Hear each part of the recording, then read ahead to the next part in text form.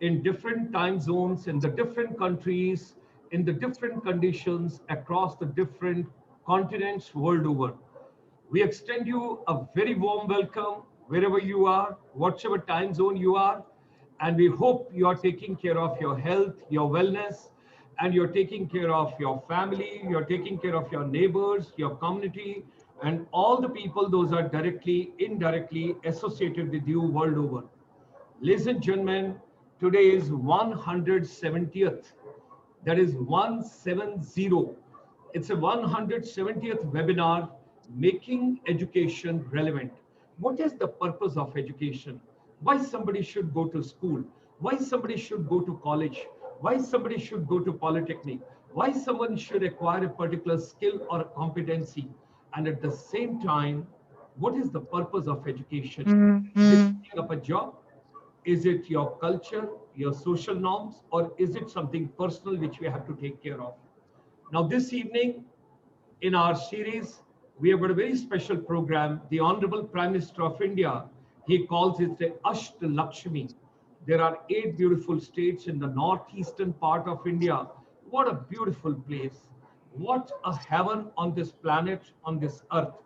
So, ladies and gentlemen, this evening, we will take you mentally, spiritually, culturally, cuisine-wise, art, craft, handicraft, dances, music, startup, stand-up, education, whatever you can think on this planet, we will take you to the 8 beautiful states. Dr. Jitendra Singh Ji is the Honorable Minister for Development of Northeast Region. And this evening, we have got a very special guest, Mr. Manoj Kumar Das Ji. If you remember old movies, Manoj Kumar, whenever you thought about patriotic feelings, whenever you talk about nation, it's always Manoj Kumar. So over here is a Manoj Kumar Das, who is a dedicated soul, who is a wonderful soul. I've been meeting him for almost about 2 decades in the northeast part of India. Mr. Manoj Kumar Das Ji, he was looking after earlier, he was wearing a lot of hats, very creative, very dynamic. And when I talk about skills, when I talk about competencies, the II Institute, what you have got in Guwahati, right in the center over there, various programs I witnessed over there. At present, he is the head of the advisory and consultancy and the business facilitation department in the Northeastern Development Financial Corporation. Ladies and gentlemen, we extend him a very hearty welcome. But as every day, a lot of new people join us in this program. So I'll show you some of the slides. What do we do during the week? What all is happening during the week? What are the various programs, permutation, combinations we have got during the week? And thereafter, we will have Manoj Das Ji. Now, at present, all of us, we are thinking about startups. We are thinking of stand-ups. So when we think about startups, stand-ups, when we think about becoming an entrepreneur, some venture to be taken up at our own, how basically to take your journey ahead, what skills are required, what competencies are required, how you do go by for that. That's what we are going to share this evening with all of you. We will also talk about micro, small, and medium enterprise. It's very important because when we think about MSME, Northeast plays very important role. Excuse me. Now, ladies and gentlemen, our chamber, International Chamber for Service Industry, it is dedicated to the non-resident Indians, those have gone world over. And you'll be happy to know at present there are more than 30 million plus non-resident Indians world over. And I still recall and I still recollect when me and Mr. Manoj Das Ji, we worked closely under the dynamic leadership of that time, the secretary who was looking after the commerce, industry, everything in Assam. There was a program called Advantage Assam. That was a historic program. For the first time from the world over, the non-resident Indians, those have gone from Northeast abroad, they were together on a common platform with all the corporate and all the fraternity, whether government or corporate or non-resident Indians or whosoever is there. During this pandemic, ladies and gentlemen, this coronavirus, the thought processes are affected. Business is deeply affected. physical and mental health is affected, and the main part of the universe is affected. When we talk about it, ladies and gentlemen, it's very important to understand. From India, we always think about Vasudev Kutumbakam. That means the whole world is one family. Your pain is our pain. Your difficulties are our difficulty. Your pleasure is our pleasure. All of us in this universe, we are together, and together we have to overcome this particular difficult moment. Heartiest congratulations to the Honorable Prime Minister of India, and at the same time to the Education Minister of India and all the stakeholders, those are directly or indirectly associated in education. In fact, a couple of programs have taken place on the new education policy right from the day it was announced on 29th of July 2020. And just 2 days back, the Honorable Prime Minister had the virtual kind of a meeting that was from the IIT Guwahati, where he talked about everything related to what all is to be done, and particularly the higher education. He talked about foreign universities coming and foreign collaborations coming, research, innovation, and a couple of things he discussed over there. Ladies and gentlemen, when we are talking about education, almost about 149 countries research which our chamber has collected. The next misunderstanding world over is going to be on water crisis, water shortage, and there's going to be lots of problems, lots of difficulties. So all of us together, let's take a pledge to save every drop of water. Women empowerment, very important for all of us. When you educate a male member, you educate individual. But when you educate a female child, you educate the whole family. And not only the family, even subsequent generations in the family.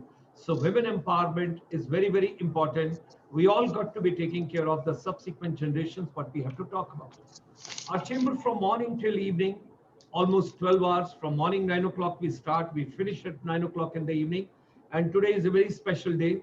After this program, tonight, when I talk about, it will be Indian Standard Time, 10 p.m. That will be too late for India.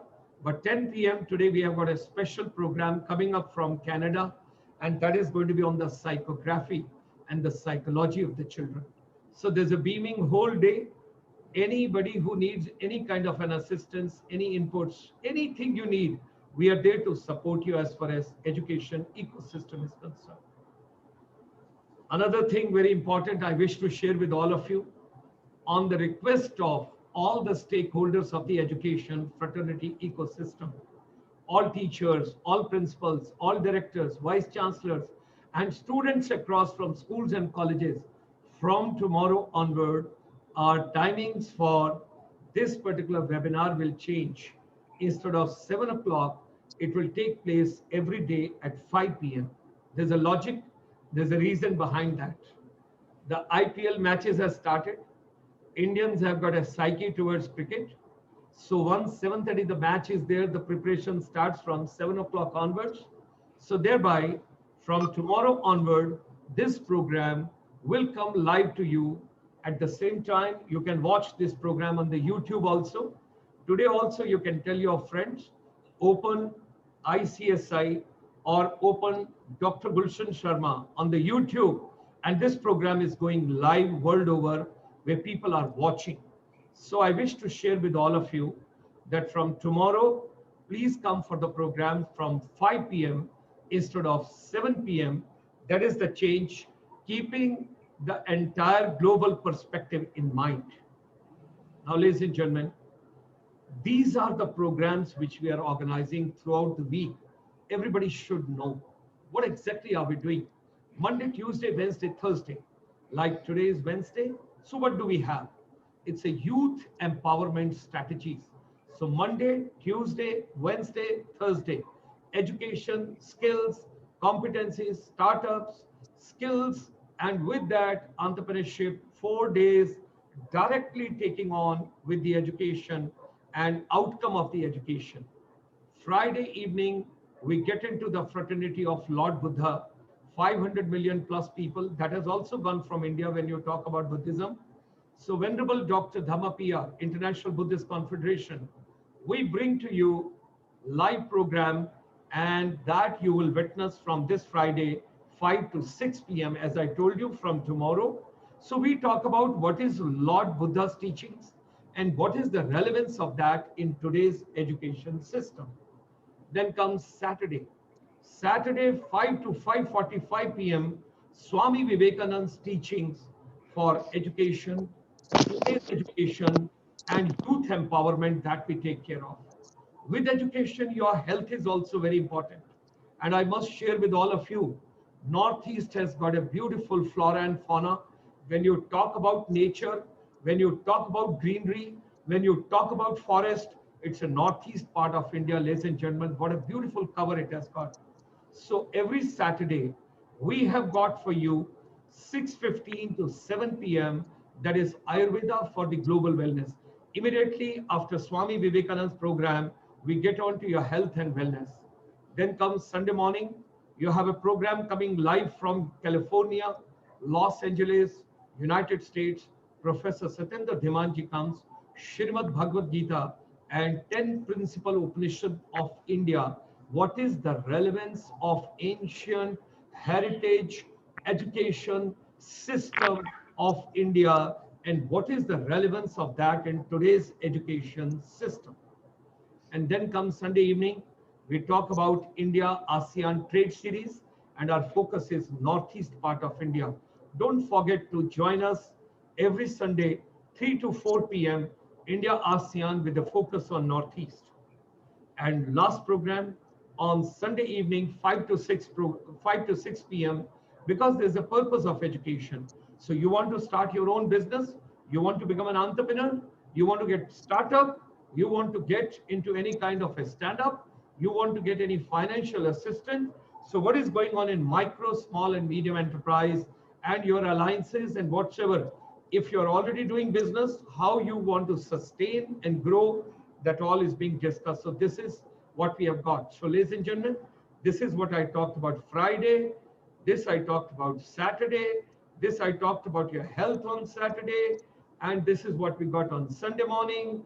This is Sunday when we are talking about, and I'm thankful to the Skill Council, which is for basically Management and Entrepreneurship and Professional Skill Council, Colonel Anil Kumar Pokhriyal, under the aegis of Ministry of Micro, Small and Medium Enterprise and Ministry of Skill Development and Entrepreneurship, Government of India. There's a beautiful venture on the startups as well as skilling together. And this is I talked about every Sunday evening, 3 to 4 p.m., where the focus is Northeast part of India and India and ASEAN joint collaborations, what we talk about. This is the research what we got from almost 150 countries from world over. We all have to understand the B2B will be no more business to business. It will be termed as for next 2 years minimum back to basics. That means start cultivating your own vegetables, take care of your health, and in education, work out a strategy, earn and learn. And whatever digital way you can do the best possible from that point of view. So ladies and gentlemen, our chamber philosophy is whatever human mind can conceive and believe it can achieve. Let's come together. Let's make education meaningful. There should be a relevance of education. Why are we taking education? That question should come to our mind and we have to make it meaningful. So it's a global confluence of educators, motivators, technocrats, counselors, wellness experts, corporate, government administrator, decision maker. Should you wish to become a panelist or you want to give any suggestion, you can send it innovation@ICSI.Asia. At the same time, during this series, we will also discuss about India has got advantage because we have got the youngest population, and this particular generation and population is required world over because people are aging in those countries. Wherever the young generation is required, we will discuss during our series on that also. Millennials, before COVID, they were enjoying, they were having beautiful whatever technology can give it to them. But during the particular Corona and COVID-19, they are worried what will happen post-Corona. So ladies and gentlemen, it's an anxious generation. It's a technology-based generation. And we got to understand, and these children, they have got very creative ideas. Our young generation has got beautiful ideas. We should listen to them. They have a voice, they have ideas, and this is the platform where they get an opportunity to bring their voice and to share with the entire global fraternity world over.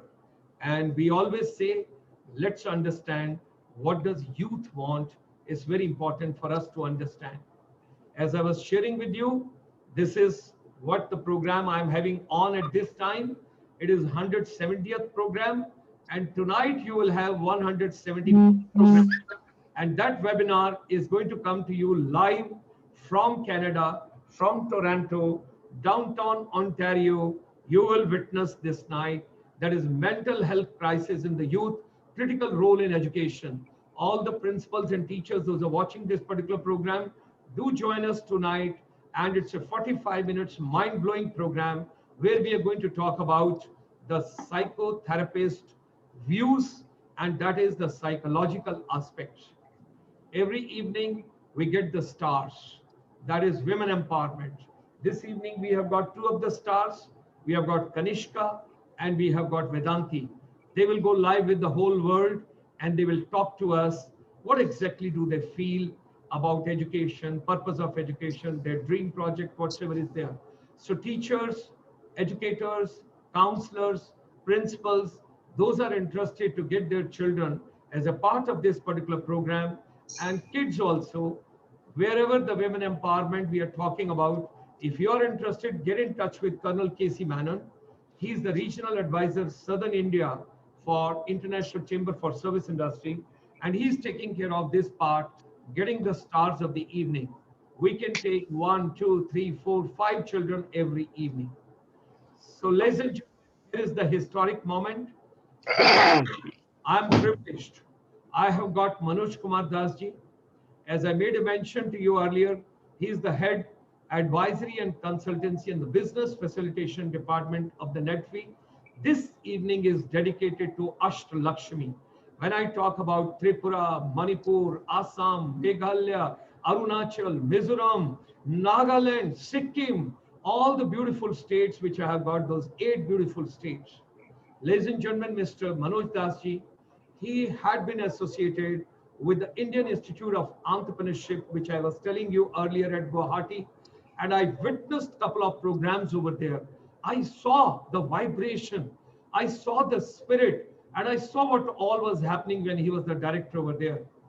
He has special interest in the affairs of society and community development and served in the various capacities in the voluntary organizations like Assam Association, Delhi, Majuli Island Project for Protection and Development Council, Jeevan Initiative, Asomi, then Sadhani Bhavan.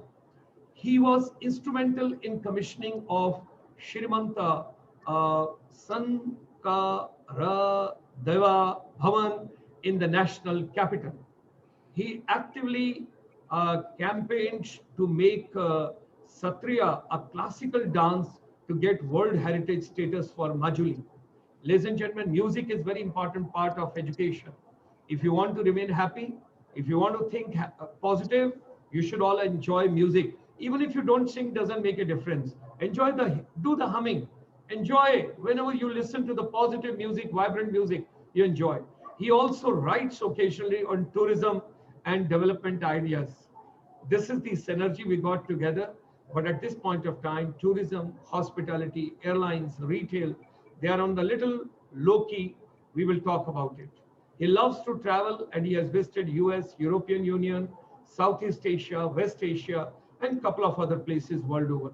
He has been interviewed by Doordarshan, All India Radio, TV channels, newspapers extensively. He has been, he is, when I talk about, he's very amicable, humble, down to earth, and he's accessible all the times. Mr. Das' motto is to touch as many people's life as possible and assist as many people as we can. Those of us, those are in the northeast part of India, Guwahati, whenever I go, if you just remember one spot, there is a very big statue of Lord Hanumana. Just go a little next to that. walk a little bit more, and you have got a beautiful NEDFi building. I had a privilege to have a couple of programs over there for Northeast, and it's always a treat and a pleasure to visit and to be a part of.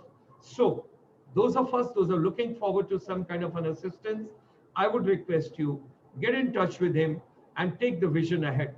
He's a thinker and believes big projects like dredging of the rivers Brahmaputra and its tributaries to mitigate floods, promote navigation, reclaim 1.5 million hectares of land, establish Northeast Industrial Corridor, converting Guwahati into a metro of 15 million people, creating an aerotropolis in Upper Assam, opening international borders for trade, creation of a spiritual tourism circuit from Parsuram Kund to Dhuburi will change the economic scenario of the entire Northeast region. Ladies and gentlemen, I've got a lot of emotional bond with Northeast and of course, Assam, Arunachal, Nagaland, Manipur, all these places I have traveled extensively. And I still recollect 1972 way back. When I look back, I used to walk from Dinjan to Chabua, Chabua to Dibrugarh, Dibrugarh to Muran, Muran to Shivsagar, Shivsagar to Jorhat, Jorhat to Kaziranga, Kaziranga to Navgaon, Navgaon to Dispur. Beautiful journey. So this evening, Mr. Manoj Kumar Dasji, from our chamber to the entire world, because you enjoy music, this is what our chamber has developed. 2 minutes. We are dedicating, India has to become Vishwa Guru once again, and that's what we talk about.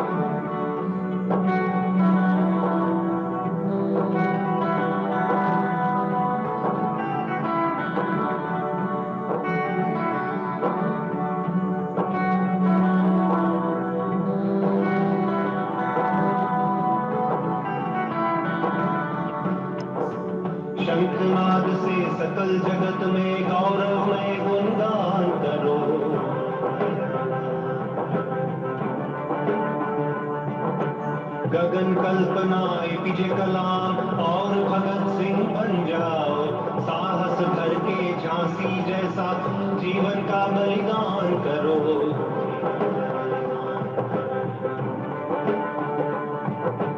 Gagan Kalpana APJ Kalam और भगत सिंह बन जाओ, साहस भर के झांसी जैसा जीवन का बलिदान करो।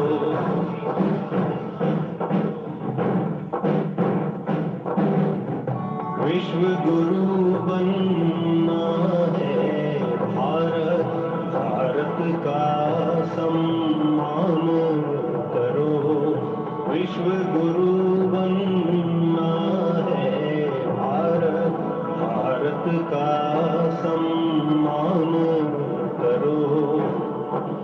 भारत का सम्मान करो, भारत का सम्मान करो, भारत का सम्मान करो, भारत का सम्मान करो।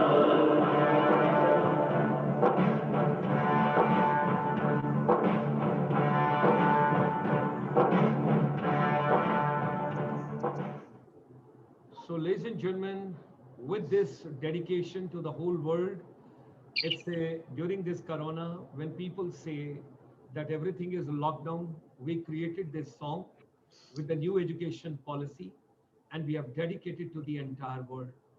So, ladies and gentlemen, here is my celebrity of the evening, Mr. Manoj Kumar Dasji, whom I had been meeting on number of occasions. And whenever I met him, I found new energy, new synergy, new creativity, new dimension, always very positive to do something. Today, I want Manoj Dasji, let's give your vision for the entire northeast part of India, what can be done, how it should be done, and particularly our focus is the entire youth of northeast part of India, how they can be benefited. And people feel shy to come directly on the webinar, but they feel very happy to come on the YouTube channel. When I'm seeing the flood on this, everybody is on the YouTube channel. So I extend you a very warm welcome, and we wish to get some kind of an inputs and inferences from your side. Manoj Kumar Das ji. Namaskar, Gulshan Sharmaji. You spoke so high about me, so I have to pinch myself to see whether I deserve so much. As you rightly, your last song, it rightly said it was the destiny of India. It's Sri Aurobindo said the destiny of India is to be guru to the world. Even I think we ruled China for maybe more than 2000 years through Buddhism, which went from India to Tibet, then to China.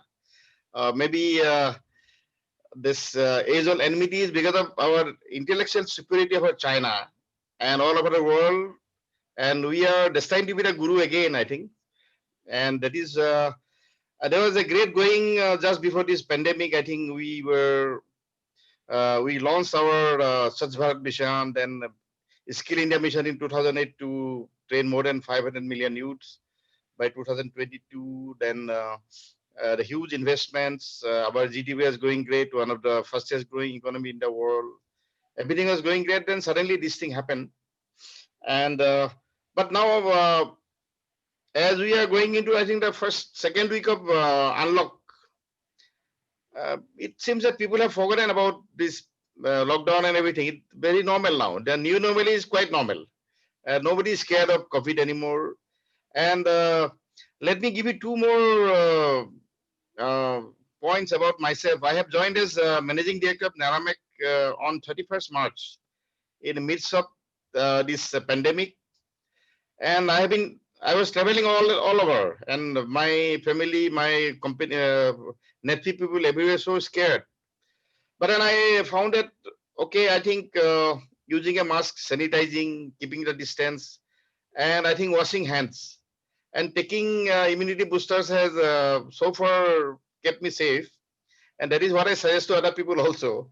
And do some regular exercise. There is a tip for surviving in the COVID time. And don't be scared. So this is the, well, Northeast. What is Northeast? Gulshan Samaj has been telling, and for our viewers, other people, Northeast is basically the 8 states of India. Earlier it was known as Greater Assam mostly, and later it was of course not part of Assam, Greater Assam. Then Sikkim was joined later on, and it has a very unique location in the. I mean, if you just draw a point on Assam and make a circle, actually this is the center of Asia, and we have 98% international border. And uh, Assam came under British under Yandabu Treaty of 1826, and the British found oil in 1891, and still that oil at well at Digboi is producing crude oil. Then the second refinery in the world was established in Digboi, and the word Digboi means Dig Boy. So that the name of place has come from that, Dig Boy. So a boy was told to dig probably. Then they found oil. Then the fertile land here, which was found to be very conducive for producing tea. So British started converting, giving grants to companies for having tea estates. And now I'll tell you there are about more than 800 tea estates and big tea estates, which has covered almost the best part of Assam's highland. And tea has been Assam's brand name from the very beginning. Assam tea, very famous. And now there is another wave of tea industrialization coming up. That is from 85 onwards. Assam government allowed cultivation of tea in small holdings. That is called STG, small tea growers. And there are about more than 1.2 lakh, I mean 120,000 small tea growers in Assam, and which contribute about 26% of the green leaf now. And that is becoming very potent economic force in Assam. So traditionally this land has been very fertile, but it was also home to a lot of grave disasters. The disaster that struck Assam on 15th August 1950, the Great Assam earthquake. It was I think 9.2 Richter scale, and it has devastated whole of Assam. I think Brahmaputra Valley, the bed must have gone up by more than 50 to maybe 100 feet. That is not measured. And Assam is still suffering from that particular incident. And the flood problem has probably has a genesis in that. And before that, the ocean-going ships used to come up to Sattriya port in Upper Assam, which is in the Tinsukia district. Then Assam was not landlocked. The Chittagong was the national port of Assam, and there was Tinsukia Chittagong railway line. That Assam Railways and Trading Company that owned a private railway line from Chittagong to Tinsukia. And during World War II, the headquarters of Chittagong Assam Railway Trading Company, the railway headquarters shifted to Tinsukia. And still so many people from Chittagong area, they reside in that. They become nationalized Assamese people. So Assam's industrial history is quite old actually. The second company in India, the Assam Company, was registered by a royal charter. That time, Companies Registration Act was not promulgated. So it was ARTC, Assam Railways and Trading Company, then Assam Tea Company were promulgated under a royal charter in, I think, 1839. And so it's quite old. And by the time British was distributing oil from Assam oil to all over the world. That was the second refinery east of, I think, Suez Canal. And coal, Assam was famous for coal, oil, tea, then timber. There was huge timber, it's called Kalghos. I mean, it was along the river, and along the Brahmaputra river, there were quite a few ports. Dhuburi port, Pandu port, and Sil Ghat. It's called Ghat actually at the time. Then Tekelifuta Ghat, then Sisi Ghat, then Pasi Ghat. that is in Arunachal now, then even Sattriya. But after 1950 earthquake, the river became very shallow, and even its tributaries are very, very shallow. And because of that, in many places you'll find the neighboring paddy fields are actually at a higher elevation than the riverbed. So every year we have this flood. Then, but then this is a huge resource, as Gulshan ji was telling about. Future works will be on water. I fully agree, and Assam is really, really, really rich in fresh water. And every year at the Pandughat, 1 trillion cubic meters of water flows down, and it falls, goes through Bangladesh to Bay of Bengal, and we are doing nothing about it. And many of our cities in India, it's parts of water that, like South India, so much of water scarcity. So we someday I think we should go for linkage of rivers, but then it's not that the resource of Assam or Northeast should be just taken away like that. So it should be equitable, justifiable sharing of fresh water at a time. Then we have this flora, fauna. Assam has the largest number of reserve forests in the world, I think. And we have 3 wildlife sanctuaries: Mana, which is a World Heritage site, and Kaziranga, famous for one-horn rhino, then Dibru-Soikhwa Wildlife Sanctuary. So these were 3 wildlife sanctuaries and many numbers of reserve forests. And it's thankful to Government of India, the forest policy of 1987 that banned felling of trees. Before that, there was wanton destruction of the forest resource of Assam. And at one point in time, Tinsukia Makum belt has about 300 plywood manufacturing companies, and they used to supply about 100% plywood from there to all over world, you can say. But now that has shifted. Many have gone to now, because of economic forestry, as you call it, agroforestry in North India, or poplar and other trees. So it has shifted to North India and Punjab, Haryana belt.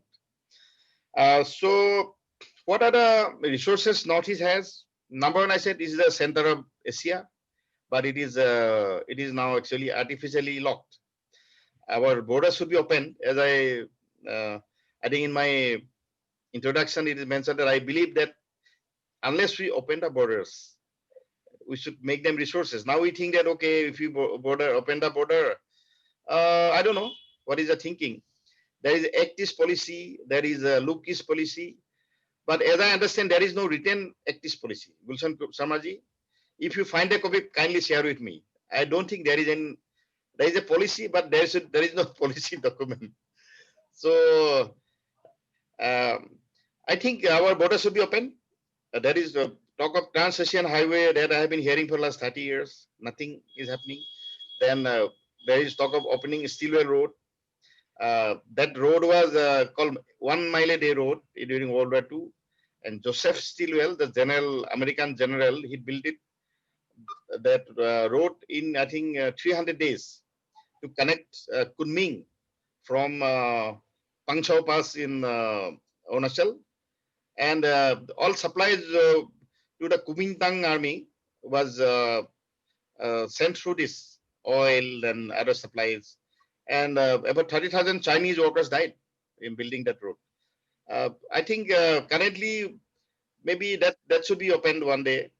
Then I was talking about the 1 trillion cubic meters of water flowing down. Let's do something about it. And there is a huge hydropower potential, about 58,000 megawatt in Northeast. But what I see, I'm not talking as a protagonist or activist, but I see only power plants are built to harness the electricity. What about the multi-purpose dams, the building like Bhakranangal or maybe Damodar Valley?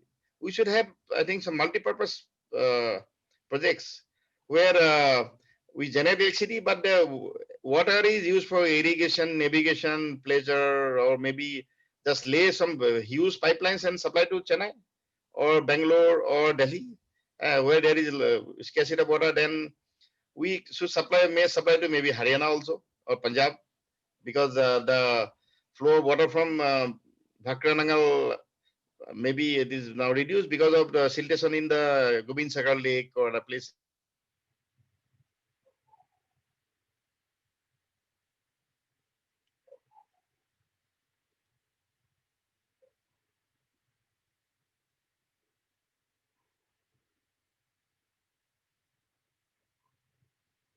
The river has been flowing from millions of years, and it has bent around that is called Mechuka, that is Namcha Barwa, and it is the deepest gorge in the world, 5.5 kilometers. And the water has been diverted from the building dams. We have not much of knowledge about it also. And what is our surveillance doing, satellites doing? Still, we just have a guess. We don't know what is China doing. So we should use our technology to find out what is happening to our natural rivers. And I think we have riverine rights, that's upstream and downstream riverine rights under international law, that we should try to claim that. And so we have water resource, then we have resources based on our ethnicity. We have about 266 ethnic groups. Gulshan Samaji has been mentioning 266 ethnic groups having a distinct culture, still maintain their cuisine, costumes, their way of life. They have distinct land holdings, like every tribe in Arunachal, Nagaland, Assam, Mizoram, Meghalaya, Tripura, Sikkim, they all have their Manipur, they have land holdings, territories earmarked for them. Even in Assam Borderland territory area, then this Karbi Anglong, Dima Hasao, and there are many other, about 6 more communities they are demanding scheduled tribe status. So it's a tribal land, basically whole of Northeast, and preserving their own culture by the grace of Indian Constitution, 6 scheduled states, and because of that, actually they are holding back population pressure in many places. But it's not the case in Assam, of course. The population, the growth has been really extraordinary over the last few decades, and that has also created a lot of, in terms of maybe religious tensions, then ethnic tensions, conflict. But then we should try to now harness on the basis of our ethnic and cultural endowments, which can be converted to community tourism, or maybe we can grow different herbs and medicinal plants used by them, handicrafts, their handloom, and the lifestyle. And I say it's a great advantage for Northeast not being industrialized. Because of that, we have one of the purest oxygen-led air in India or world. Whenever I'm settled in Delhi, but whenever I come to Assam, I don't feel like going back. So last 5 months, I am locked down here. My wife and son is in Delhi. So they think I'm really, enjoying the good oxygen here, and that's keeping me healthy, I think. So we have potential for, I think, oxygen tourism one day. And people say Assam is a land of lahe lahe. So anybody here, Assam is knowing, they will know. Others also have picked up this word lahe lahe means slow, slow. And I think there is no harm becoming lahe lahe. Why should you unnecessarily, make your life faster when you can live happily, becoming slow? So I think at Srirampur Gate, we should put a big hoardings going, okay, welcome to the land of lahe lahe. Come to the land of slow life. Enjoy life. No need to hurry like Delhi or anybody, just, rat race and what we ultimately got. So I think we, during this COVID time, we got some time to retrospect, rethink about our lifestyle. And I'm sure for the last 5 months, we lived without going to a shop. Maybe some people didn't even buy a Genji in last 5 months. Gulshan Kumarji, am I correct? Sharmaji? Yes, I'm listening. So,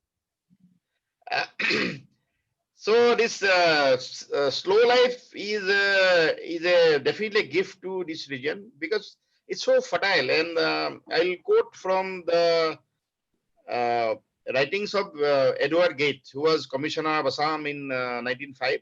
He wrote a history called A History of Assam in 1905. Then there he observed that this land is so gifted, this and this he termed it as a sleeping hollow of the Brahmaputra Valley. It's called sleeping hollow. Here people are bound to be very lazy, and it's because it's very humid and very endowed. It's so endowed, you just throw a few seeds and it grows to maybe grain. I mean, after 3 months.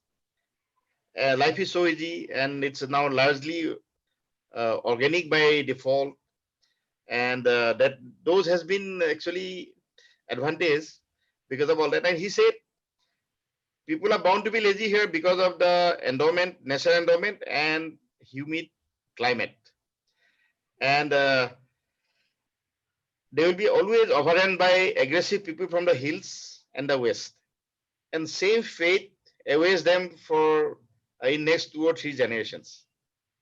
And I'm sure there has been a lot of migration from the west, from Israel, Pakistan, and all that.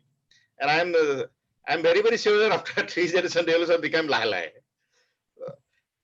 And here there are a lot of advantages. One thing, because of this region, it's a demographic conundrum, and it's I don't know how many communities. Even within me, I don't know how many bloodlines I have. So many ethnic groups, maybe Aryan blood, Mongolian blood, maybe Australoid. It is all mixed up here. Language also. In Assamese, you find so many components of different languages. Like one day I went to Manipur, and one of my friends took me to a village near Thobal, and he was shouting, "Khura, khura." I said, what do you mean by khura? He said, uncle. And in Assamese, we use this word khura for this calling uncle. So these are picked up from Meitei language. And there are so many instances. You won't find how this came. So this Assamese language is also developed like that. And one point where it was a lingua franca of the region, from I think Siliguri to towards the Pangshau Pass, and from the tip of Tawang to maybe up to Tripura, up to Mizoram. Assamese was the lingua franca. It was a very free, open language, not structured. But I think around 70s, the Assamese people made some mistake of making it very structured, hegemonistic. So many of our brothers, like this time Khasi, Garo Hills, they broke away from Assam because of language issue. Then Nagaland, so many people broke away because we tried to enforce classical Assamese language on them. It should be left free. And it was a language. Even now, Arunachal, Nagaland, they speak. Nagamese is a version of Assamese only. The Arunachali also. And so that language, and this language is developed because it was not under Mughal Empire. So Assamese language is a very rich language. And its origin, maybe you can derive the structure of the language. I am not a linguistic expert, but the kind of language script that we use, it has some origin with Pali language or Tibetan. You can find the language camouflage, the letters camouflage within the Pali script. So this has developed that way, and the personality of the people of Northeast has to be also understood. You see, we talk of gender equity and women empowerment in India, but I tell you, in state Meghalaya, the boy go to girl's house after marriage, and the children take mother's title, and the assets are inherited by the youngest daughter of the family. And same is the case in other, like in Assam, that's not so worst case for males, but then women are very empowered, and they run the house, in fact. And in Guwahati or any area, a girl is not scared of going alone, or those kind of problems that we have in other parts of India. This I tell you, I won't like to say the words now. You all know what's happening even today. It's so shameful and so nasty. So Northeast, Honorable Prime Minister rightly visualize. We have been all the time visualizing, but then act this policy. We have to act. Firstly, I think there should be a new time zone for Northeast, because we are actually, if you look at the sun, uh, by the sun's position, it should be at least 1 hour advance. Then we'll be saving a lot of daytime. Now, a boy school, when he goes to school at maybe 9 o'clock, actually he's going at 10:30. Or maybe when we are going to school, office, we are going at 11 o'clock. And we are very tired by the time we are back from office. No time for family, no time for entertainment. And the morning hours are really, really wasted. So government of India should try to advance this time zone. There is always MPs to have a time zone. Then there was Shivraj Patil, one-man committee. He said, if we allow this for Northeast, others will demand, and there will be, secessionary sentiments that will develop. So that kind of mentality we should actually avoid now, because no Assamese or nobody from Northeast is going to go to some other country. And whatever these militants and all these, actually this is a way of showing our grievance. Now you see this BLT, they were ruling as partner of BJP, this Bolodan territory area. They were former militants. So how they have come to this our normal life? Everybody wants to come to normal life. I keep meeting so many alpha, ex-alpha people. So they are all normal people. But because of extraordinary circumstances, they have joined these secessionist groups, and their minds were trained. But then I think if we talk to them, we have dialogue, listen to them, and address to their grievances, then I think one stitch in time saves nine. That is what is called. So I think from Delhi point of view, or from pan-Indian point of view,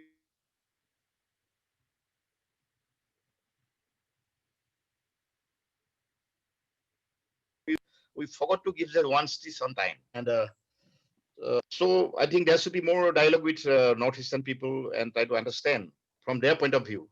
And that way, I think we should devise. But Government of India has done a lot from 2000 year 2000. 10% of gross budgetary support is now spent in Northeast. That is about, we get per capita 2.5 times more than what another our fellow citizen gets in other part of non-Northeastern region. And that has really brought in visible change and development to Northeast. I have been coming to Northeast. I stayed in, I stayed from 77 onwards, 79 onwards in other part of India. In between 85, I came for about 3 years, but then I was in Delhi.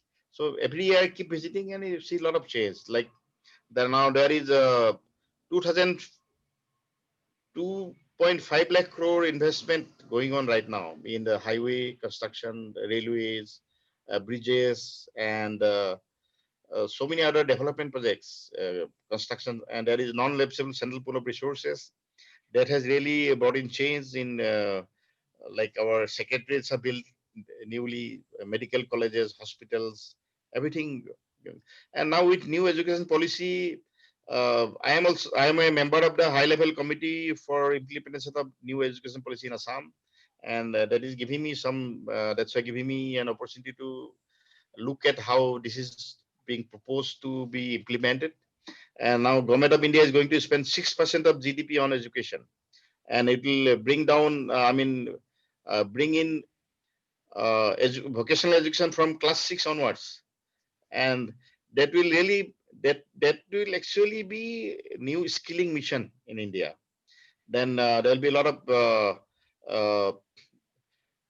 uh, internships, then practical training along with education, and cross, somebody is studying physics, he'll be able to also study maybe history.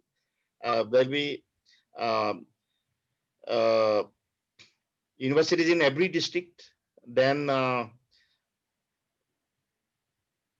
also like there will be scope for exit, like for technical education. If you want exits in class first year, then he gets a maybe diploma, Certificate. 1 year certificate, is certificate, diploma like that.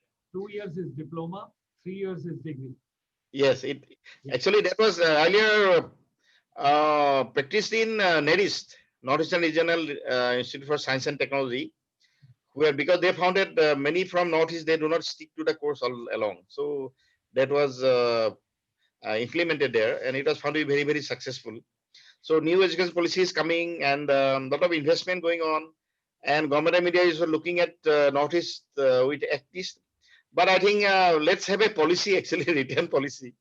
Uh, this time zone, but then to make Northeast industrialize MSME or whatever, why don't we bring in a big one? Why don't we have a very big ordnance factory here, like a gun factory or something, making the maybe missiles here or something here?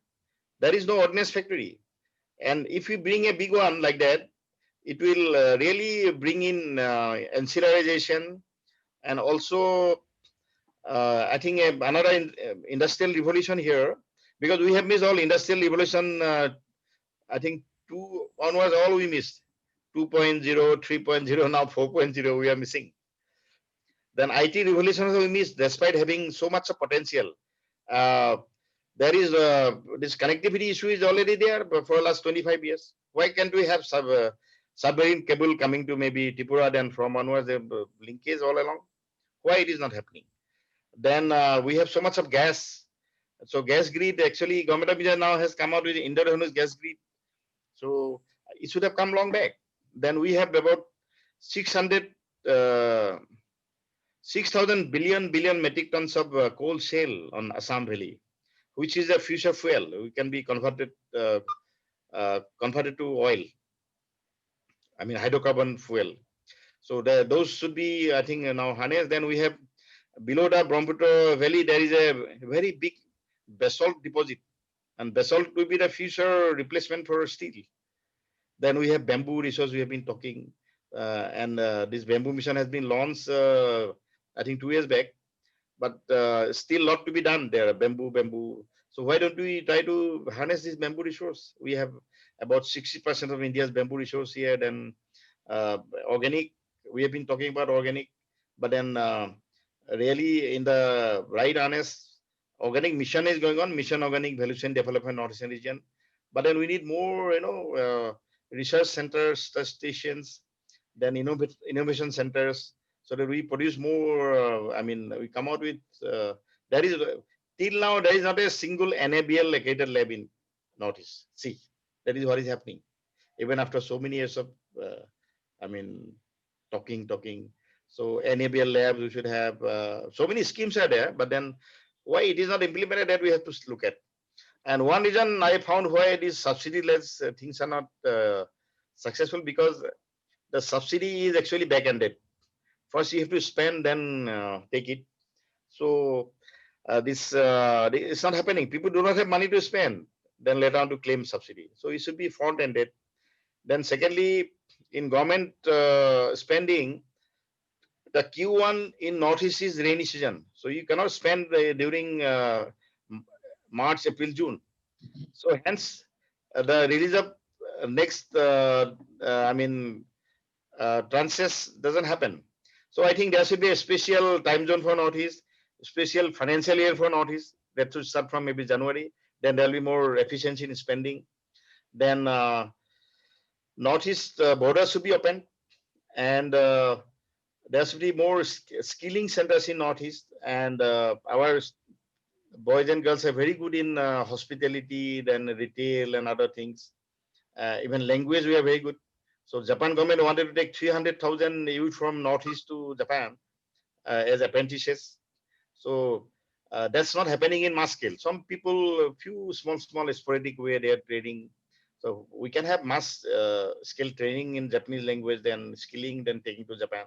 At least when they come back with 30, 40 lakhs of capital, they can invest somewhere.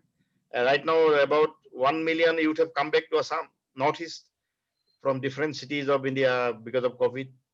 So why can't we have a scheme whereby let's give them 1 lakh rupees each and just sign an agreement, simple agreement. Okay, what do you want to do? Okay, I'll do this. Okay, take this 1 lakh interest-free loan, return after 5 years.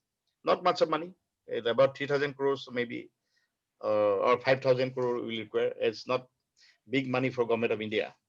So you'll see the result of that kind of a initiative. Instead of telling them, okay, go to Stand Up India, Startup India, and this kind of documentation really puts them off. So there is ease of doing business, but then practically, I don't know how much ease of business doing is there. Also, I am part of the government machinery, but then the government culture has become like that. It doesn't really translate to our intentions. We have very good intentions, but in practical, because of attitude has not changed, maybe of the employees or officials, so it doesn't really get translated. And if there was a police some recruitment case here, the paper got leaked. Even now, it is got leaked. How it is happening? So whole recruitment has to be cancelled. Even Modi ji's all good intentions of making India corruption free, but then it's happening somewhere. So I think we should really tackle this corruption problem very, very seriously, and it's still has not. We're not able to uproot it because of maybe our Indian mentality. We even bribe the gods. So I think taking a bribe is not a crime. Maybe we think. So this kind of mentality. You are in now Singapore. Why don't you bring in some good practice of Singapore here? So that we have our youth is actually having a lot of aspiration. And one good news is recently the new survey on literacy has been out. Assam is ranked now 5th, and other states are doing much better. So maybe top 10, almost Northeast, all states are in top 10 literate states with 86.7% literacy. I think we are now ready to receive good skills, good vocation, good innovation, innovative ideas. And more and more this kind of institutes to come, and there should be also great institute of excellence, maybe like École Polytechnique in France, where my daughter studied, or maybe Harvard we should have, or something like MIT. There's Guwahati University, which can become MIT of India maybe one day. So we should have that kind of investment in education, where our students need not have to go to US or Canada or Australia. So much of money goes there. Then health sector we should, and there are 3-4 sectors where local people are doing very well. Health, then hospitality, hotel industry, then transportation, passenger transport. These are all run by local people. They're doing very well. Then this agri-horti sector, there is a huge scope. As I am now heading Naramek for last 6 months, I see. Yesterday I was in Udalguri. We met a farmer growing dragon fruit along with intercropping with apple plum, and his per bigha is about 14,400 is 1 square feet per bigha.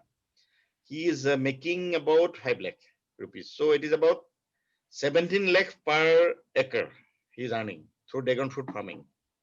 And if he now goes for multiple cropping or intercropping, then he can earn more than 20 lakhs an acre. And in Northeast, people have a lot of land, so they don't have to go looking for small jobs. Then there are scope for other like dairy. There is a Asiatic buffalo dairy practice in Assam. These are called khutis along the riverine area. They are actually called Mohogual, means buffalo herd man maybe. And that fellow owns about average 100 buffaloes, and every buffalo is worth about maybe 70,000 or maybe 50,000.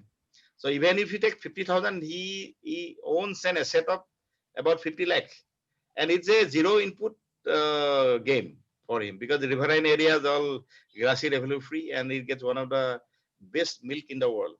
And we have about 6.5 lakh Asiatic buffaloes. Why can't we have a grand program for them? And we have to change the Mohol or buffalo herdman.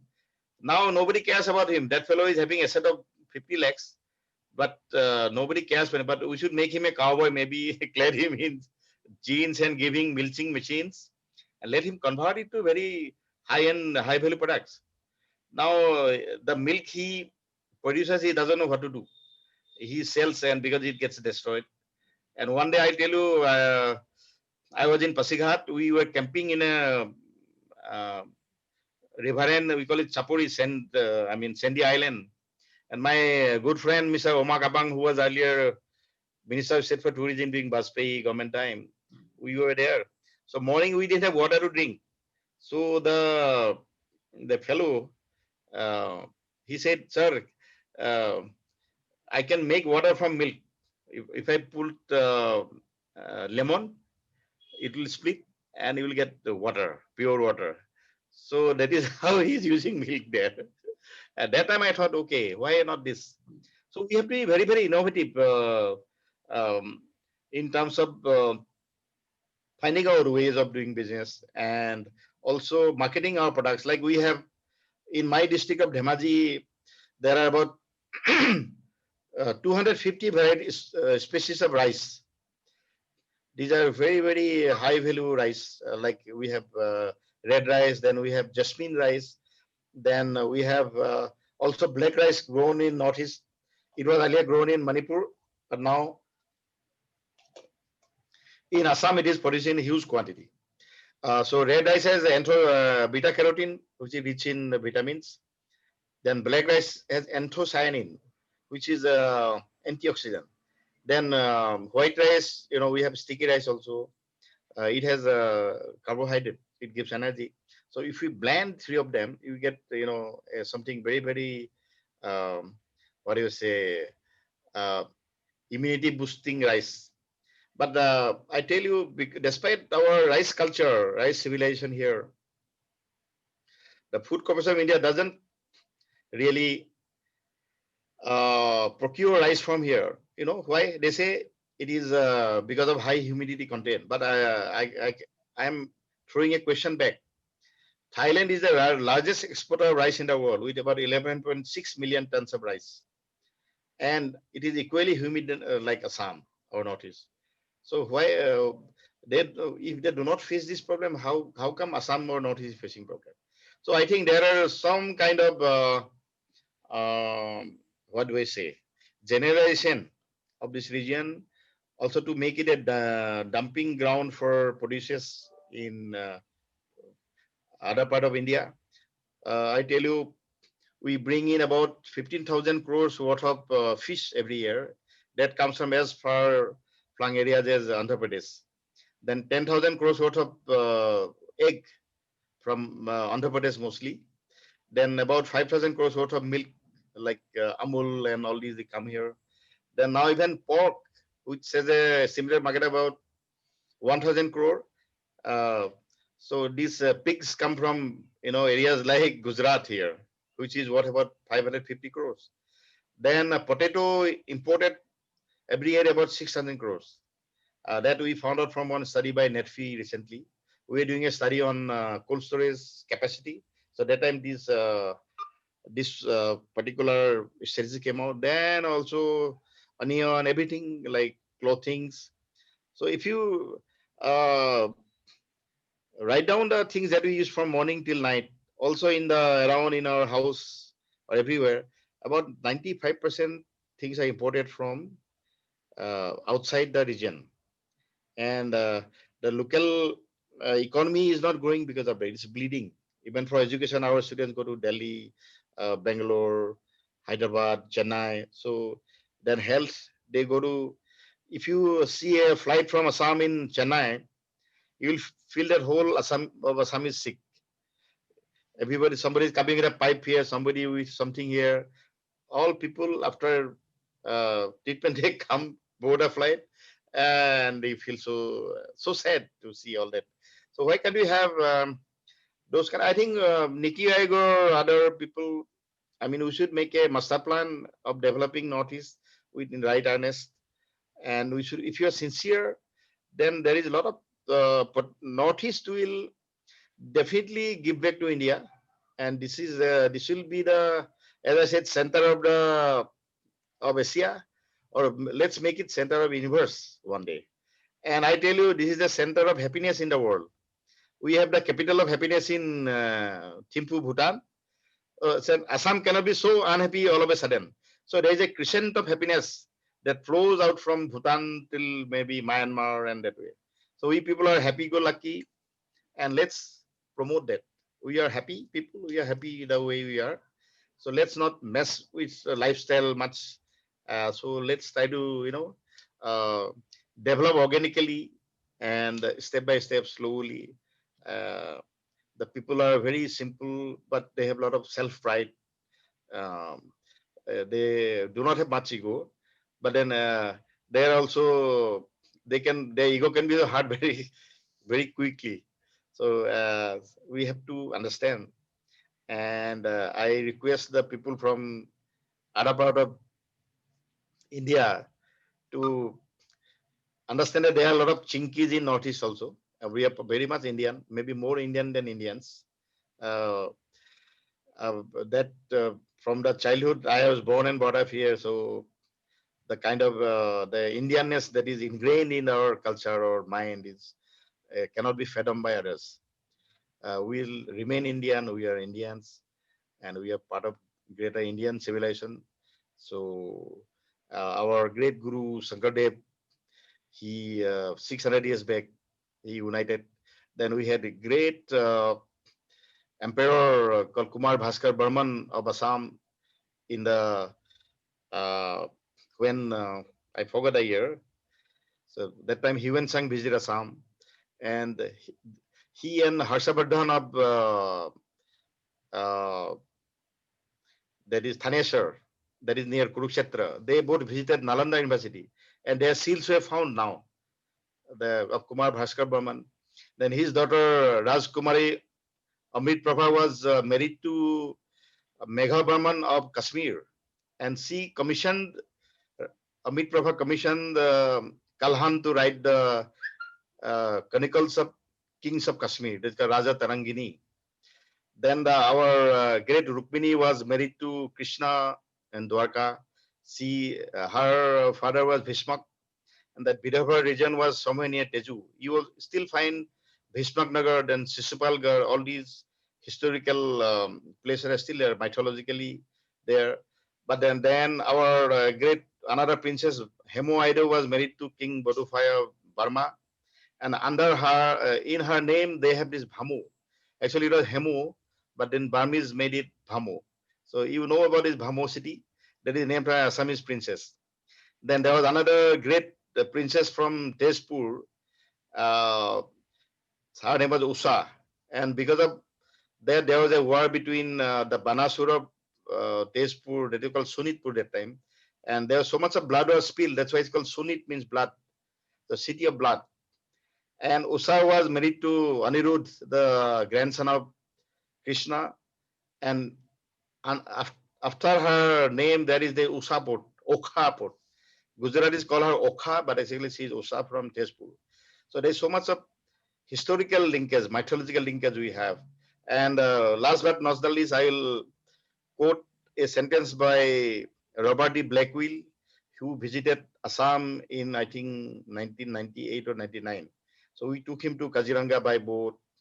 Then we have shown him the, Assamese, whatever Assamese civilizational remnants we have, like Kamakha temple. Then there is one Dighali Pukhuri.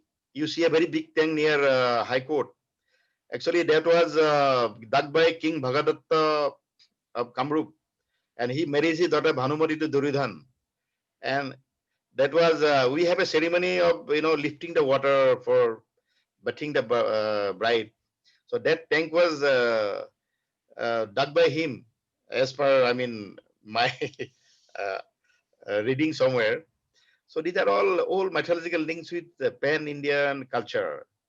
And Krishna was I think, regular visitor here. He killed Narakasur, the king of Kamrup, Pragjyotispur. Pragjyotispur it was called because the astrology was studied here, I think. And we have this Navagraha temple, temple of 9 planets in Guwahati,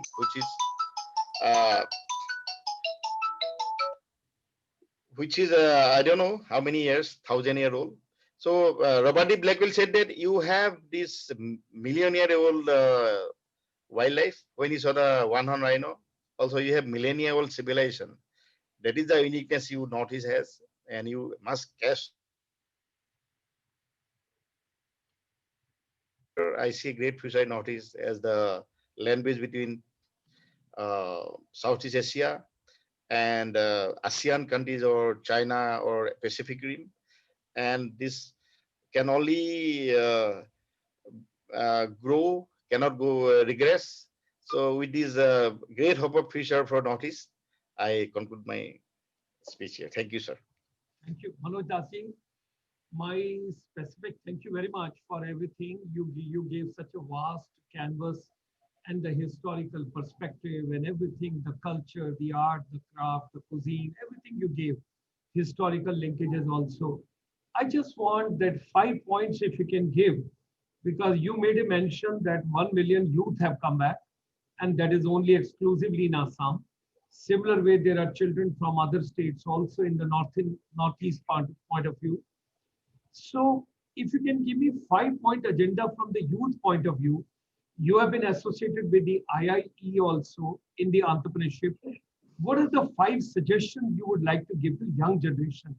Point 1, point 2, point 3, point 4, point 5. For a young, yeah.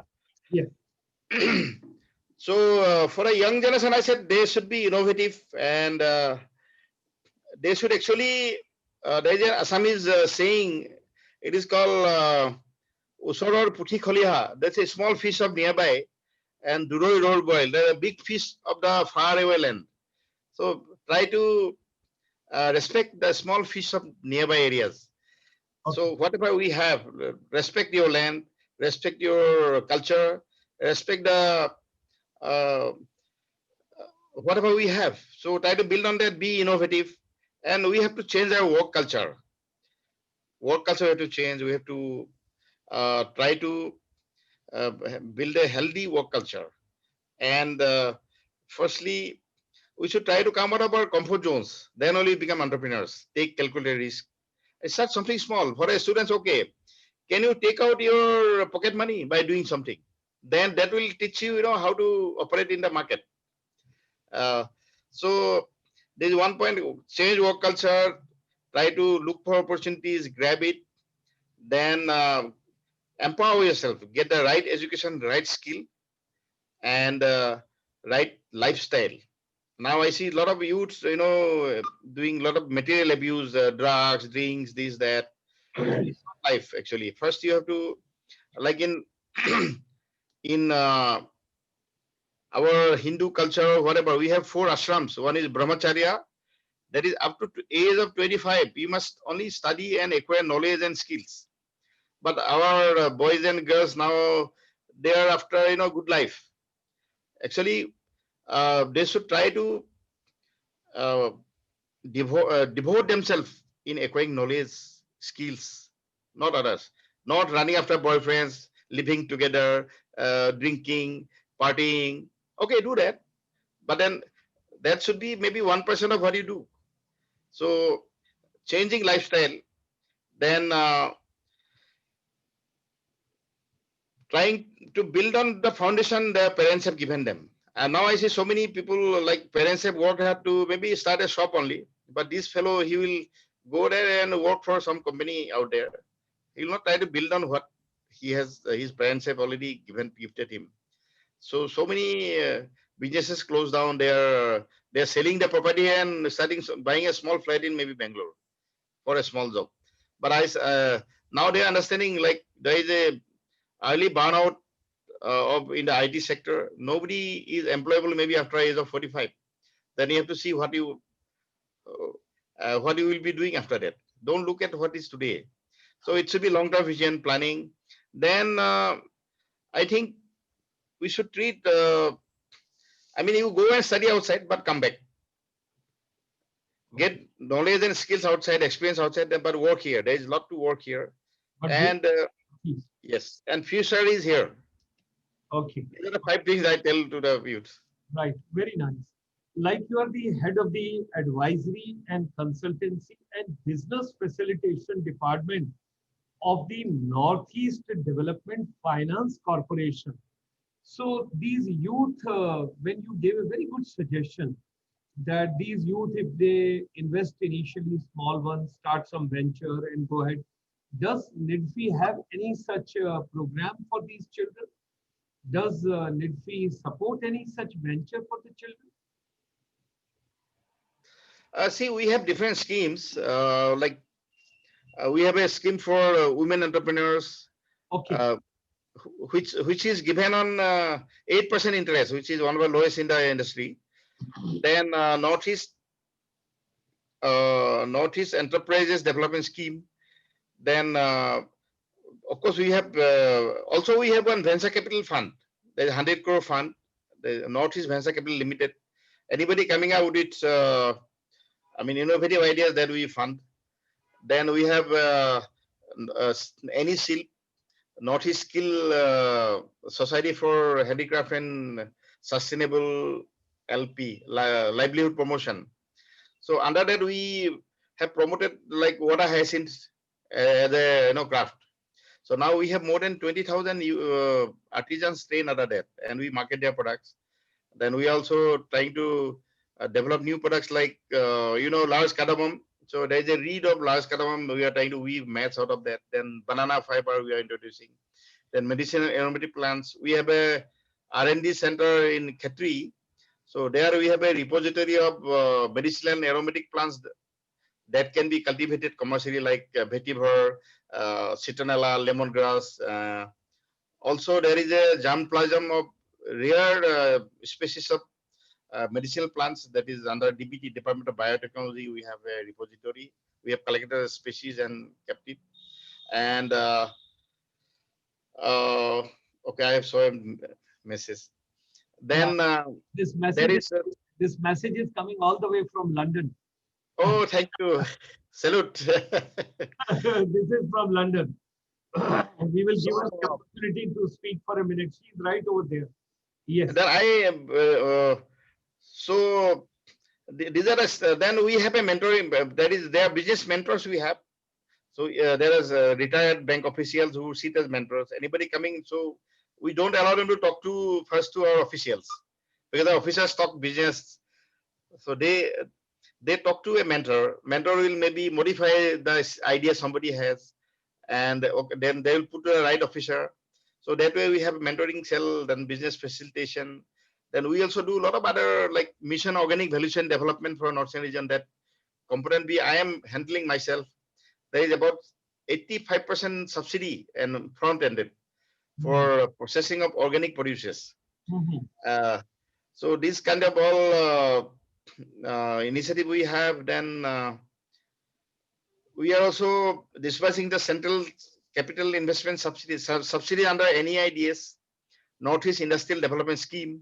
There are capital investment subsidy 30%. Then there is a working capital interest subsidy of 3.5%. Then comprehensive insurance scheme where 100% premium paid by companies for insuring the plant, machinery and building is subsidized by Government of India. Then there used to be central freight scheme.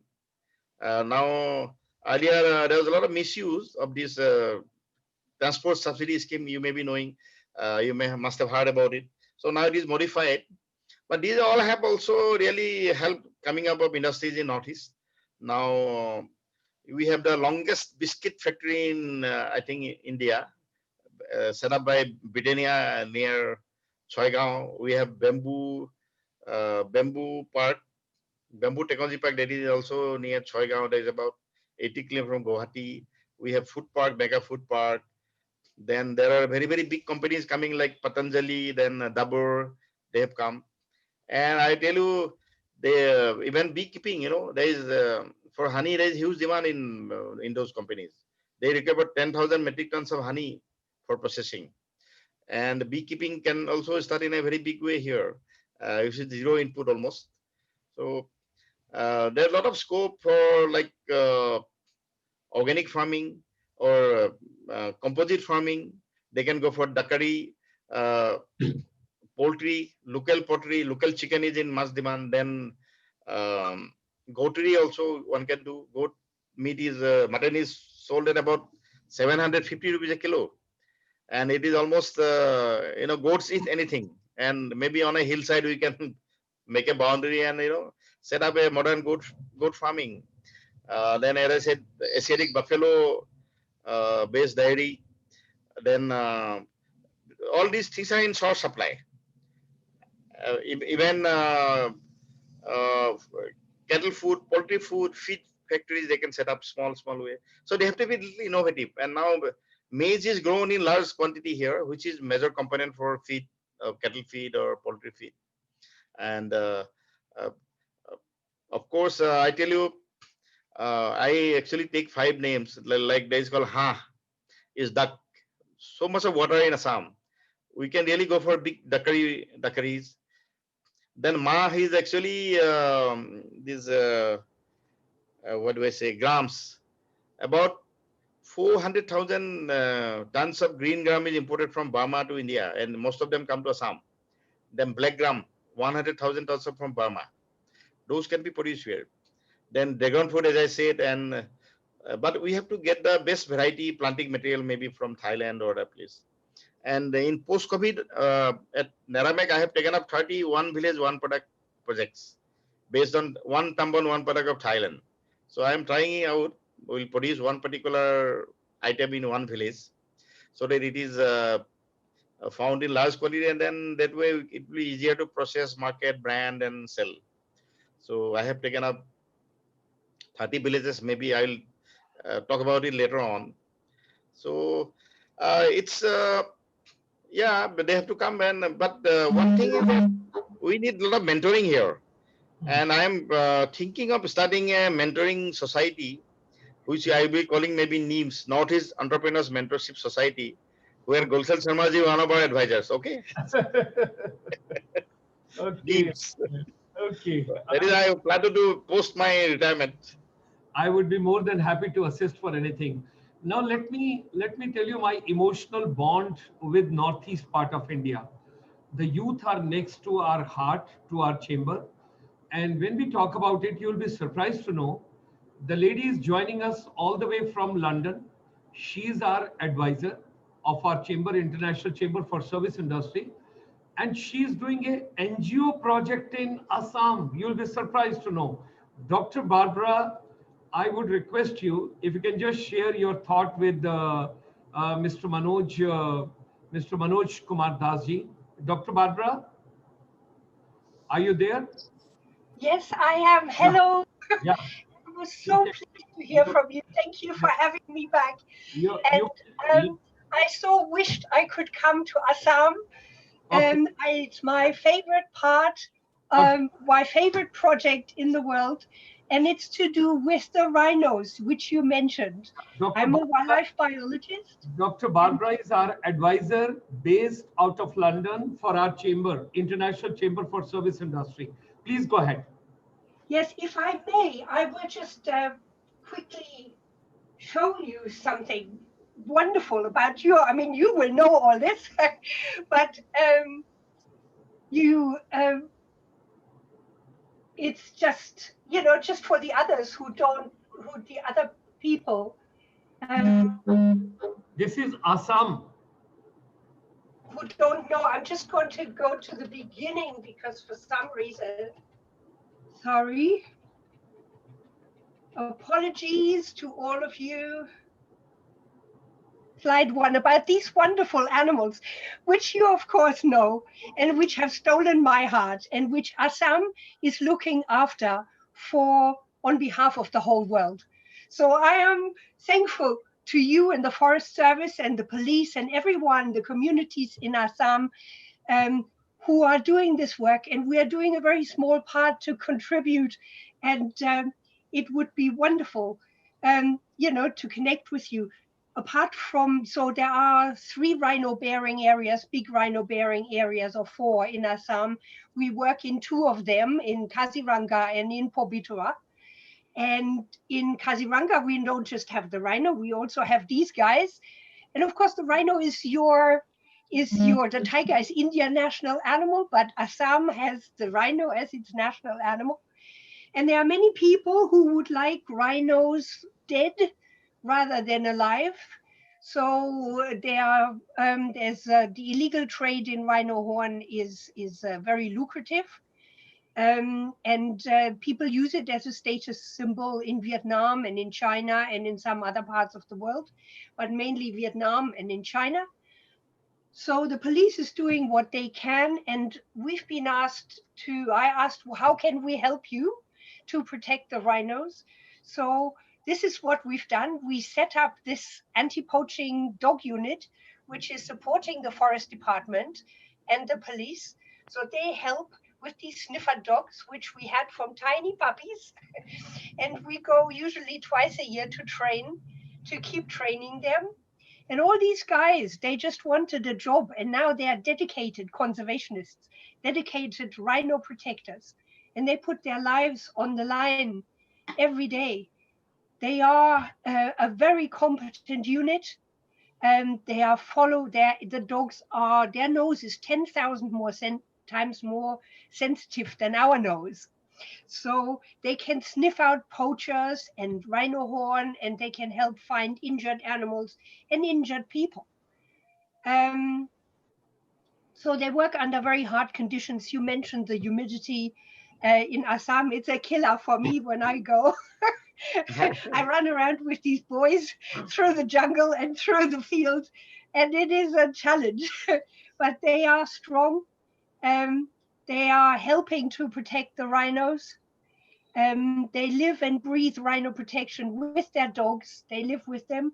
They patrol during the epidemic, which is, of course, an added risk.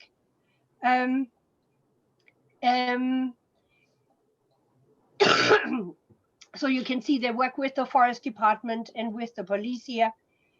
We also help, let me just go forward, injured rangers who had, this man was a ranger. He was attacked by a rhino that didn't just gore him, but it bit a huge chunk of meat out of his back. He will never walk properly again. And unfortunately, the hospital he needed to be sent to is not on the list of the forest department's endorsed hospitals, because he needed to see a specialist. Now this man has a bill to this amount to pay. He doesn't make this much money in his lifetime. So we're helping them to try and help pay for their bill. So we release the hounds to help the rhino in support of what you do. Here's our team, and much love from me to you, to Assam, and it is lovely to meet you. And thank you, Dr. Sharma, for giving me the opportunity to speak about my favorite project. Thank you. Thank you, Dr. Barbara, because I just thought you should thank him because for his wonderful orientation which he has given to all of us. So ladies and gentlemen, our chamber is deeply, deeply associated, and we wish to be a part of. And what Manojji told, that is something very important, that the youth of this particular region, they are the future, and youth of this particular area, they can do wonders. Youth of Northeast part of India, I always look forward to, because why I love Northeast, when you start your career, when you wear your army uniform, when you get your first salary, and when you get into a new arena as a young army officer, it is something great which you share from there.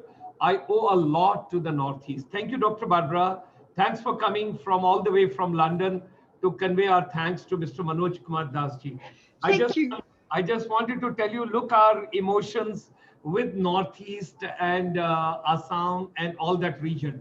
My only dream is, let's give the best to the children of Northeast.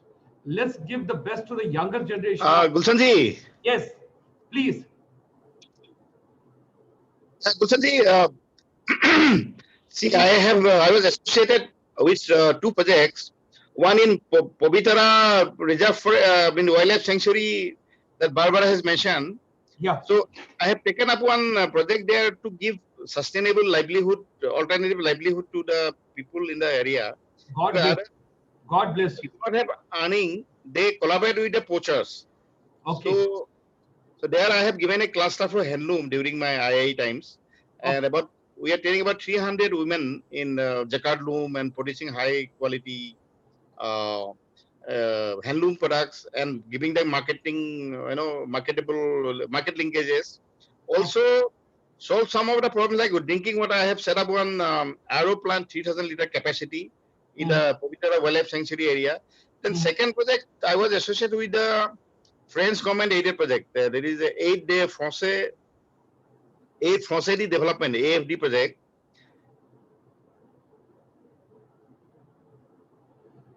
Your internet is giving some difficulty. So there, first phase, there we have taken up 128 forest villages in the fringe areas of forest and trained them on alternative livelihood. I'll tell. I'm participating from NEDFi, another 125 villages. So if we empower the villages around the reserve forest area, then they will become protectors. They will not collaborate. Yes. I will absolutely. I will tell our advisor, Dr. Barbara, to write to you and to get in touch with you because Manoj Dasji, I have seen you on ground. I've seen your work. I've seen your sincerity. And I know my advisor also based out of London. She's doing wonderful job. And when she told me last time, where do I take up a project? I told her, take up something in the northeast part of India. And then she started the project over there and what she is doing over there in Assam at present. So I think there's a lot to be done. And particularly, ladies and gentlemen, I was pretty young. I was quite young. I'm still young. Come on, let me tell you that. The thing is, when I started my journey and when I started my career, Northeast is a beautiful place. Northeast people are beautiful. Northeast is something remarkable. And now during this pandemic, during this corona, whatever it is, all of us, we have to get together. We have to get people like Manoj Kumar Dasji. We have to get people, those are from the northeast part of, let's make a small think tank. My only one request, we got to empower the youth. We got to do the hand holding of the youth. We got to give the suitable opportunities to the youth because they are the future. So many ideas you have given, so much you have shared. All that was so wonderful. Now I want to give you a little more surprise, Manojji. Before we close today's session, I've got two under women empowerment. I've got two girls from rest of India. They'll speak about a minute each and they will talk about under women empowerment. What do they think about? Why education? What is the purpose of education? Why to take up education? And Dr. Barbara, you also remain intact over there in London. And we will get you back finally to say thanks to Mr. Manoj Kumar Dasji. Finally, we will convey thanks to him. So let me make a request. Can I request Vedanti, if you could come for a minute and share your thought process? And our distinguished guest of the evening is right over here. And I've got the little girl Vedanti. She is going to discuss with us something what she wants to talk about education. Quick child, let's have it you for a minute. So I think in my opinion and most people's view is that the purpose of education is support individuals in developing skills, knowledge, and more importantly, disposition that will allow them to be responsible and contributing members to their community. I think it is a meaning to be a good mate, good friend, and to be able to work and contribute to the well-being of the community. Vedanti. Yes. You have made a beautiful script. You have made a beautiful paper. I know. Let it remain on the right side of yours. Just tell me, why are you studying? What is the purpose of education? Yes. I think study is a for realization Okay. of what it is. Don't look What that side. Don't look that side. I Yeah. think it is the realization of a human being and purpose of life. And uh, personally, I think that the most dangerous criminal may be a man gifted with reasons but no morals. Uh, Vedanti, that is theoretical. I'm talking about practical, my child, and that's why the new education policy has come, and that's why we requested Manoj Kumar Dasji to come this evening. Education is practical. Okay, why are you taking education? What is the purpose of your education? Why are you taking? What are you studying at present? What subject have you taken? because I feel like life meant to be meaningful. The reason I'm studying and Oh, education is the most important factor Vedanti, that is for theoretical. success. That is theoretical. If you still can come practical, I'll be very happy.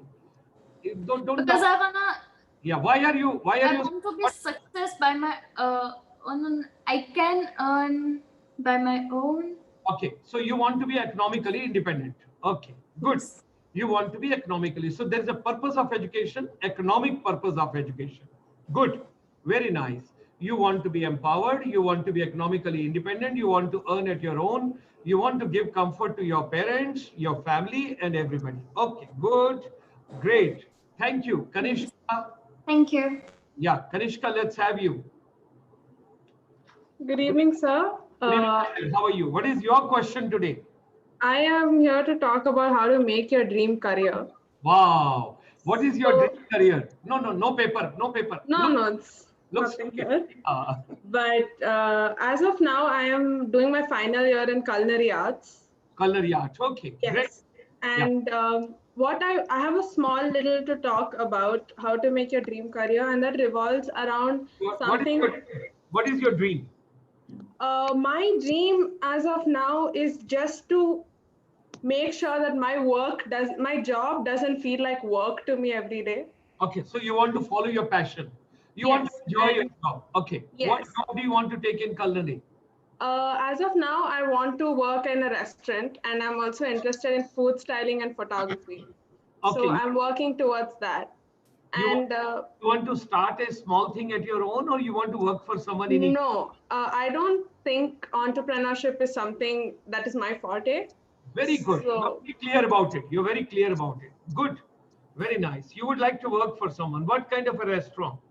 I am more into continental cuisine because I enjoy plating, and Indian cuisine does not have more of plating. It's more of spices and more of quantity. And because I enjoy styling and that aspect of culinary arts, I am more into Italian and continental cuisine.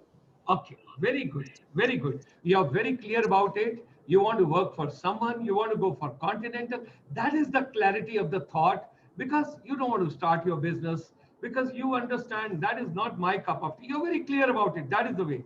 Okay, Vedant. Another thing that I would like to add on is there are three things that I have learned over time that help me gain this clarity is Okay, one, knowing what I want to do. yeah, Second, knowing the kind of person I am. okay. And third, knowing whether money is important to me or no. These three things can help you really, like they really focus your point to one single career that will make you happy. And that, I think, are the three steps involved in making your dream career. God bless That you. doesn't feel like a job. God bless you. The most important thing is the clarity of thought in life. Vedanti, I give you one more minute. Vedanti, Thank you, sir. Vedanti, are you there? Yes, sir. Yeah, I give you one more minute. Okay, what is the purpose of your education? Once again, what subject are you studying? I'm doing culinary arts. Oh, you're also doing culinary. Okay. Yes, sir. Why did you join culinary? Was it your choice or Mama Papa's choice? No, it was my choice, and I think cooking is a happiness for me.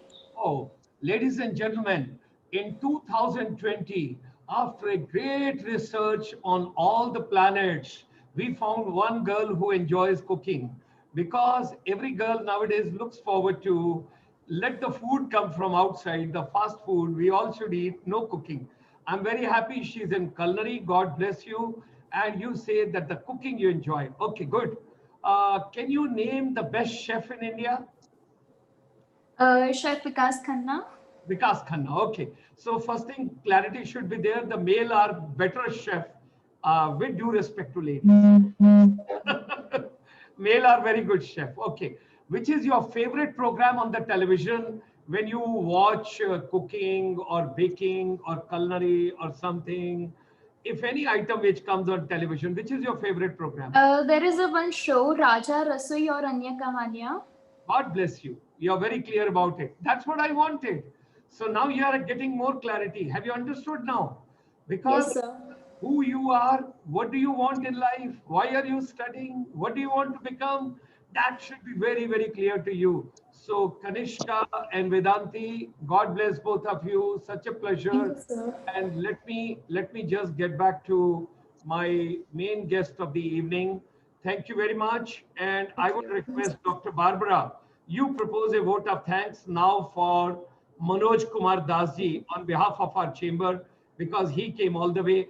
And Manoj Kumar Dasji, always we believe in surprises. The thanks are coming to you. The gratitude is coming to you all the way from London, all the way from the UK, from our chamber. Barbara ma'am, let's give thanks to him. Yeah. Let me give a Yes, small ma'am. announcement. Yes, yes. During the lockdown, Yeah. I purchased a small plot of land near Guwahati. I'm building a bamboo thatch stilted house. Okay. And yeah, you're all welcome to come and enjoy one evening there. Or it's at a green jungle. I'll post you the photographs. When I will come with Dr. Barbara to Kaziranga, that is the time we will visit, and we would like to do some Shramdan. We don't want to stay free of cost. We will do some service over there. Yes, Yeah, we'll you can do. You can do some cooking. I have one smokehouse there. Then also a garden, vegetable garden. I have set up. Okay, okay. Love it. My love goes for organic farming. Yes, Dr. Barbara, I would request you to propose a vote of thanks for Mr. Das this evening, who was our distinguished guest. Yeah. Thank you so much, Dr. Sharma and Mr. Das, for making the time to take us to your home and make us feel at home and educate us about how you tackle problems successfully and inspire us to apply what we've learned from you to our life, and to learn from you, and also to reach around the globe, because we learned 2 weeks ago that 68% of land vertebrates, that's land animals, have disappeared since 1970. And if there is no nature, there will be no us. So what you do with your farming and your education methods, efforts, and your sponsoring efforts is a wonderful initiative. And I wished we could bundle your energy and your inspiration and transfer it to the youth of Assam, to India and the world, so to make the world a better place. And it's been an honor for me, and of course a great joy for ICSI to host you tonight. Thank you so much. Thank you. Thank you. Thank you, Manoj Dasji, and thank you very much, Dr. Barbara Mas, coming all the way from UK for this evening. And thanks for both the kiddies under women empowerment with the clarity from the culinary. And I pray and I wish and I request the Almighty, both the kiddies should make a beautiful career for themselves. Dr. Barbara, I would request you write an email to Mr. Das, send across your vision and share with him, because he's a person who is a go-getter. He's a person who is very, very creative. I've seen him over the years. So I think we can take the agenda ahead. And finally, all the children in the northeast part of India and all the people in the northeast part of India, with a folding hands, my salutation, my regards to everybody in northeast part of India. It's a beautiful place on this earth planet. It's a beautiful people over here. The art, the craft, the culture, the cuisine, the music, the dances, the handicraft, and more than that is the lovable people on this planet. I got my first salary. I got my first uniform. I got my first rank. I started my career in a beautiful way from this particular area, this particular soil. It has got a lot to give to the entire universe. All of us, all the youngsters, I would request you, those are in Northeast, let's get up, let's start, let's be together, let's do something in the entrepreneurship, let's do something in skills and competencies, let's do something in entrepreneurship, let's do something in whatever you call Skill India or Startup India or Stand Up India or Make in India or Assemble in India, whatever you want to do, let's all of us do together. With these words, ladies and gentlemen, we are signing off. And don't forget, I would request Dr. Barbara also, because it will be Dasa for you. If it is late, it's fine. And all the principals, those are watching, all the educators, those are watching, all the children, those are watching. Tonight, we have got 10 p.m. That is Indian Standard Time. When I talk about, I think the local time at this point of time in India should be somewhere close to 9 p.m. After 1 hour, we will come live on the YouTube and on the webinar from Canada. And this evening, the psychotherapist is coming and she is going to talk about during Corona, the anxiety, the stress, the depression, and children having psychosomatic problems, difficulties and all, how to overcome that. We want to see the whole world to be a happy place, beautiful place. And once again, we get into that arena. Don't forget, after 1 hour, join us either on the YouTube or join us on the webinar. We extend you a very hearty welcome and a very warm welcome. With these words, thank you very much. Thank